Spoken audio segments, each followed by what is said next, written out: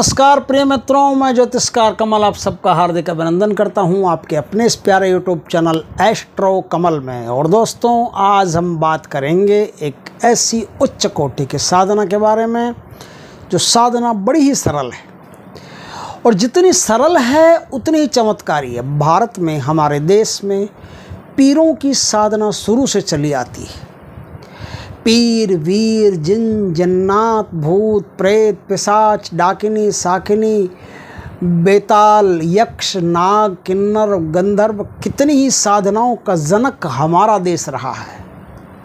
हमारा देश भारत, इसकी संस्कृति में अनगिनत साधनाएं हैं, और ऐसी ऐसी ज़ोरदार साधनाएं हैं कि एक बार एक साधना एक आदमी सही ढंग से संपन्न कर ले तो जीवन भर उसे मुड़ के नहीं देखना पड़ेगा। ऐसी सुंदर साधनाएं।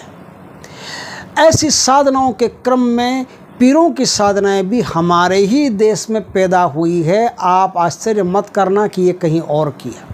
भारतवर्ष में बड़े बड़े तांत्रिक, ज्ञानी, मुनि, ऋषि, महर्षि, तंत्र के आलिम, इल्म के जानकार लोगों ने ऐसी ऐसी साधनाओं का निर्माण किया है जो साधना बड़ी ही बेहतरीन है, बेजोड़ है, उनका कोई जवाब नहीं। नेक नियति से, ईमान से, धर्म से कोई आदमी स्थिर चित्त होकर के किसी साधना को कर ले तो वो आदमी निसंदेह साधना में सफलता प्राप्त करता है। इसमें कोई दो राय नहीं। हमने भी अपने गुरु की शरण में रह करके, उनके चरणों में उनके कपड़े धो करके, उनके यहाँ बर्तन मांज करके, उनके यहाँ सेवा करके, उनका आशीर्वाद प्राप्त करके, उनके यहाँ भोजन बना करके बहुत सी साधनाएं की, और बहुत सी साधनाओं में गुरु कृपा से बहुत सी सफलताएं भी प्राप्त की।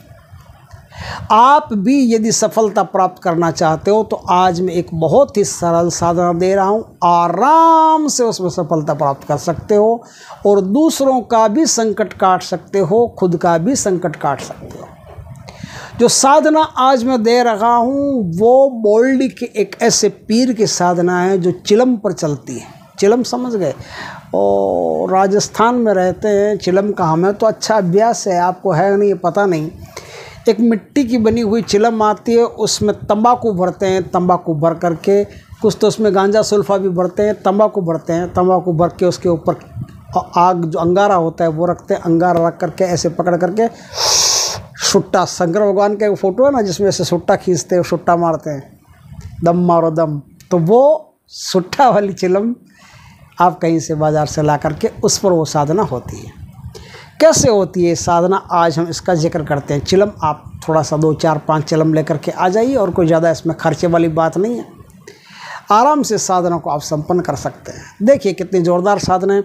ये साधना जो आदमी संपन्न कर लेता है, संपन्न करने के बाद में वो किसी का भी भूत, प्रेत, टोना, टोटका, नज़र, फजर, उजाड़ पुजाड़ कुछ भी हो तुरंत उतार देता है। तांत्रिक कर्म किया हो, अविचार कर्म किया हो, उसके पीछे कोई शैतानी शक्ति पड़ी हो, किसी तांत्रिक ने भेज दिया हो, या कोई चील आकाश में उड़ रही हो और सूअर का मांस लेकर के उड़ रही हो, और वो सूअर का मांस किसी के घर में यदि गिर गया हो तो अपने आप ही पैशाचिक शक्तियाँ, जिन्नात उसके घर में घुस जाते हैं, खबीज़ वगैरह, और फिर बड़ी उथल पुथल मचाते हैं। तो ऐसी स्थिति में भी जिसने ये साधना कर ली, बोल्डी के पीर की साधना, वो आदमी तुरंत उसको निजात दिलवा सकता है, उन सारी बुरी शक्तियों को भगा सकता है। किसी ने भी कोई भी बुरी शक्ति छोड़ दी तो भी उसकी काट कर सकता है। जीवन भर जब तक साधक जिएगा तब तक उसकी सुरक्षा करता है, उसे आने वाले खतरों से पहले ही वाकिफ़ करवा देता है। इस प्रकार से बड़ी ज़ोरदार साधना है।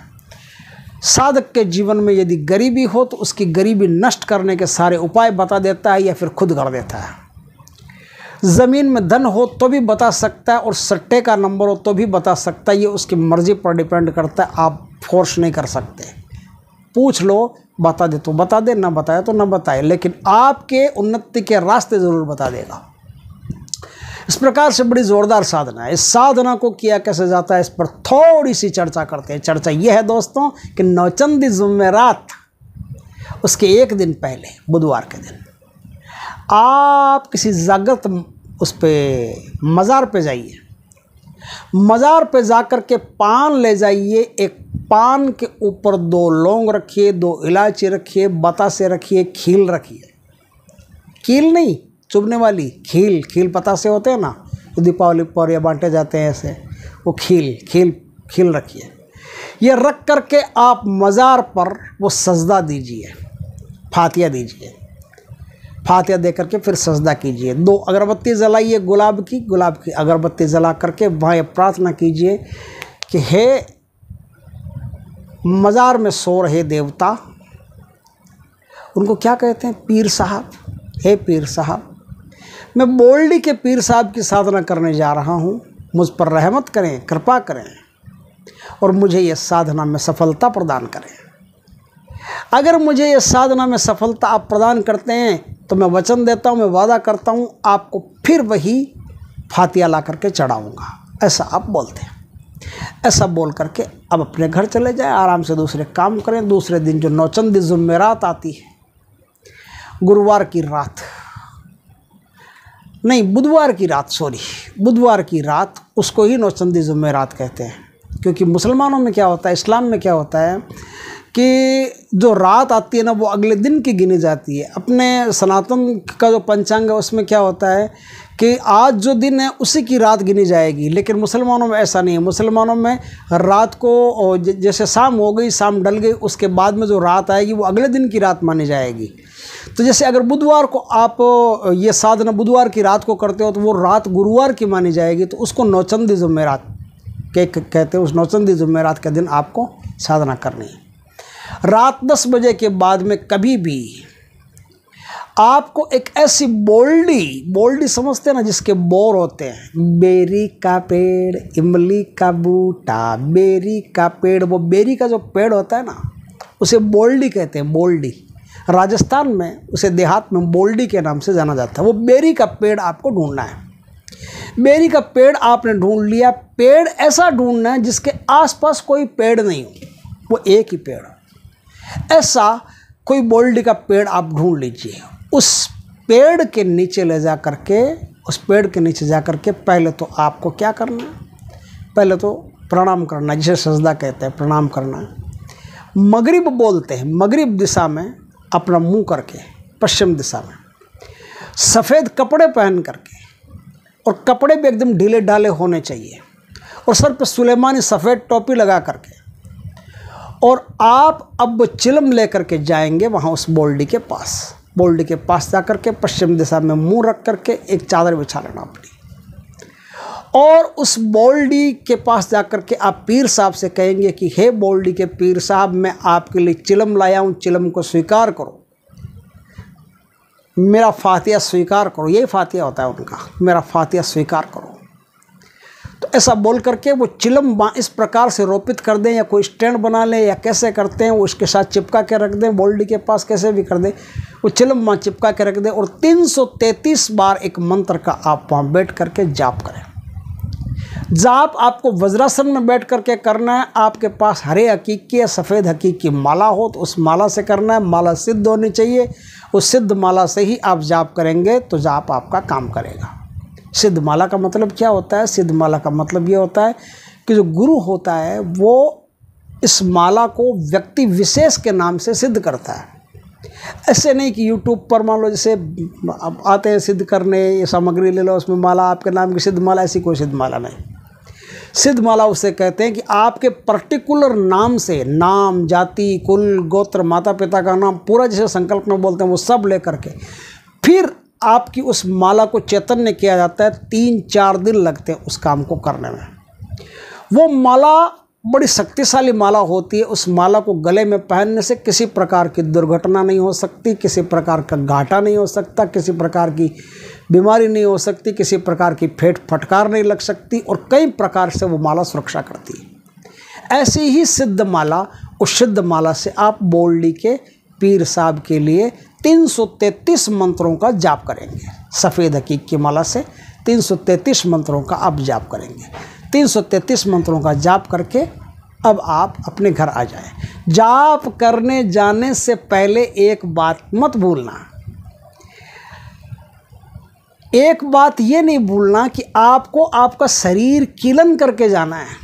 सुरक्षा चक्र लगाओ नहीं लगाओ वो अलग बात है, लेकिन शरीर कीलन करके जाना ही जाना है, इस बात का 100% ख्याल रखें। चाहे तो आयतुल कुर्सी से शरीर कीलन करके जाएं, चाहे तो काली मैया के मंत्रों से कीलन करके जाएं, चाहे तो भैरव कवच से कीलन करके जाएं, चाहे तो काली कवच, दुर्गा कवच, भैरव कवच, हनुमान जी का कवच मत लगाना, बाकी कोई भी कवच लगा सकते हो। इन कवचों से अपने शरीर को कील करके फिर जाइएगा, फिर घर से बाहर निकलिएगा। नहीं तो पीर साहब की जगह बोल्डी में प्रेत साहब भी रहते हैं। वो प्रेत साहब अगर आ गए तो आपने उनको तो बुलाया नहीं, और वो तो बिन बुलाए मेहमान हैं, और बिन बुलाए मेहमान जब आते हैं तो क्या क्या खाते हैं पता नहीं। इसलिए वो आपको छुए नहीं, वो आपके पीछे आए नहीं, वो आपकी कथा को सुने नहीं। हाँ, थोड़ा सा एक मज़े की बात बताता हूँ। यदि आप शरीर कीलन करके किसी देवता को बुलाते हैं, किसी देवता के लिए सजदा करते हैं, किसी देवता के लिए प्रार्थना करते हैं, किसी देवता के लिए पूजा रखते हैं, और उस देवता के मंत्रों का उच्चारण करते हैं और उस देवता का आह्वान करते हैं, यदि आपका शरीर कीलित है तो कोई दूसरी शक्ति उस मंत्र को सुन नहीं सकती, कोई दूसरी शक्ति आपकी वाणी को सुन नहीं सकती आप क्या कह रहे हैं, और कोई दूसरी शक्ति आपको देख नहीं सकती। आपको सिर्फ वही देख सकता है जो आपका देह है, जिसके लिए साधना कर रहे हैं, जो साध्य है। जैसे आप पीर साहब के लिए साधना कर रहे हैं तो पीर साहब भी आपको देख सकते हैं और कोई नहीं देख सकता, कोई शक्ति आपको देख ही नहीं सकती। वो शक्ति के लिए, शक्तियाँ आपके लिए गौण हो जाएगी, चाहे वो भूत हो, प्रेत हो, पिशाच हो, कोई भी हो। आप उस बोल्डी के नीचे तबीयत से जाइए, तबीयत से साधना कीजिए, सिर्फ पीर साहब और आपका ही लिंक रहेगा, कोई भूत प्रेत पिशाच का लिंक ही नहीं रहेगा। उनको पता ही नहीं रहेगा कि कोई आदमी आया है कि नहीं आया है ना, मज़े की बात। तो इस प्रकार से ये कह रहा हूँ कि शरीर का कीलन करके फिर वहाँ जाइएगा अच्छी तरह से, फिर वो साधना कीजिएगा। अब आपने साधना कर ली, साधना करने के बाद में अब आप अपने घर आ जाइए। ऐसा आपको 3 दिन करना है।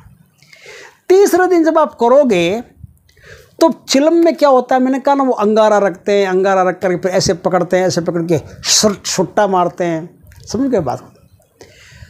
तो आप तीसरे दिन देखोगे जब साधना आपकी चल रही होगी, आपने रख दिया होगा, तो तीसरे दिन क्या होगा कि वो जो चिलम है ना, वो चिलम में अपने आप ही अंगार प्रकट हो जाएगा, अपने आप ही आग लग जाएगी, अपने आप ही चिलम के नीचे से धुआं निकलना शुरू हो जाएगा, और जैसे कोई छुट्टा मार रहा हो ऐसे छुट्टा उसमें से आपको महसूस होना, आभास होना शुरू हो जाएगा।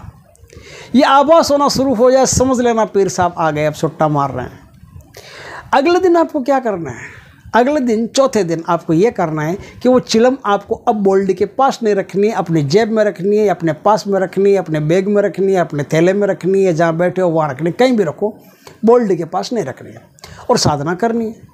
साधना करते करते करते करते बोल्डी से आवाज़ आएगी, अरे भाई मेरी चिलम नहीं लाया, तो आप कहोगे कि चिलम तो दे दूंगा जी पीर साहब, लेकिन हाजिर तो हो जाओ, सामने आ जाओ, मैं आपकी चिलम लेके आया हूँ, चिलम तैयार आपकी, दिखाई तो दो, मैं किसे दूँ चिलम, आप दिखाई दो, मेहरबानी करो, रहमत करो। तो वो मेहरबानी करेंगे, रहमत करेंगे और सामने प्रत्यक्ष खड़े हो जाएंगे। प्रत्यक्ष खड़े हो जाए तो उन्हें बोलो कि मैं चिलम तो दे रहा हूँ, लेकिन आपको वचन देना पड़ेगा। वो कहेगा क्या वचन, तो आप कहोगे कि वचन ये देना पड़ेगा कि आप हमेशा मेरे साथ रहोगे और मेरी रक्षा करोगे, मेरी और मेरे परिवार की रक्षा करोगे, हर बुरी बला से, अला से हमें हमेशा बचाते रहोगे, हर दुश्मन से हमें सावधान रखोगे, उनसे सुरक्षा करोगे, हमारी आर्थिक स्थिति को मजबूत करोगे। इस प्रकार से जो भी आपके वचन हो, जो मांगने हो, आप मांग लेना आराम से। तो पीर साहब भी कहेंगे कि चिलम, आप कहोगे चिलम मैं आपको जब कहोगे दे दूँगा। तो चिलम आप उनको रोज़ भेंट करते रहिएगा, चिलम में तंबाकू भर के चिलम दे दीजिएगा, वो चिलम पी लेंगे, आपका काम हमेशा करेंगे। जब वो चिलम मांगे तब ऐसा नहीं कि रोज़ आप चिलम लेकर के चढ़ाओ, और ऐसा नहीं। जब पीर साहब का आदेश होगा कि भाई कल, हाँ एक बात इसमें बता देता हूँ कि वो कहेंगे कि मुझे चिलम देना पड़ेगा, तो आपको कहना पड़ेगा कि जब आपको चिलम चाहिए उसके 2 घंटा पहले मुझे बोल देना कि मुझे चिलम 2 घंटा बाद मुझे चिलम चाहिए, तो मैं आपके लिए चिलम की व्यवस्था कर दूँगा। नहीं तो मुझे 1 दिन पहले बोल देना कि कल रात को 10 बजे या 12 बजे या 1 बजे कब किस स्थान पर कहाँ चिलम रखनी है वो मुझे बता देना, तो उस हिसाब से मैं चिलम रख दूंगा। तो वो चिलम का जब बोले तब आप उनको चिलम भेंट कर दीजिए। ये मेरे पास 2 साधनाएँ हैं, एक जैसी है, ये दोनों ही बोल्डी के पीर की साधना है। एक और है, आप कहोगे तो मैं और एक साधना और है वो दे दूँगा, आप वो भी अपलोड कर दूंगा। ये 2 साधनाएं मेरे पास है, तो दोनों साधनाएं मैं अपलोड कर दूंगा। बहुत बढ़िया साधनाएं हैं। तो इस प्रकार से बोल्डी के पीर साहब आपके साथ आ जाएंगे और पीर साहब आपके साथ आने के बाद में चिलम उनको जब वो मांगे तब उनको भेंट करना और वचन में फंसना मत। सावधानी से, होशियारी से अपने वचन का, अपने कॉन्शस को एकदम ध्यान में रखना, मतलब कंट्रोल में रखना। पूरे कॉन्शस से, पूरे ज्ञान से आप बात करना और बात करके फिर आराम से तबीयत से एक एक बात को संभल करके बोल करके पीर साहब को अपने साथ हाजिर कर सकते हो। आपके साथ अनुरूप में, अदृश्य रूप में पीर साहब हमेशा साथ रहेंगे और आपकी रक्षा करेंगे, हर मुसीबत से आगाह कर देंगे, हर परेशानी से आपको बचा लेंगे।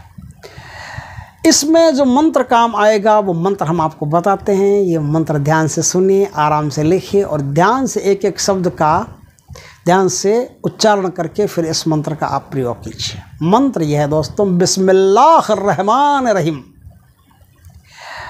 आसमान से अमृत बरसे धरती सोखे नीर, आसमान से अमृत बरसे धरती सोखे नीर, महर करो मुझ पर हे बाबा बोल्डी के पीर, महर करो मुझ पर हे बाबा बोल्डी के पीर।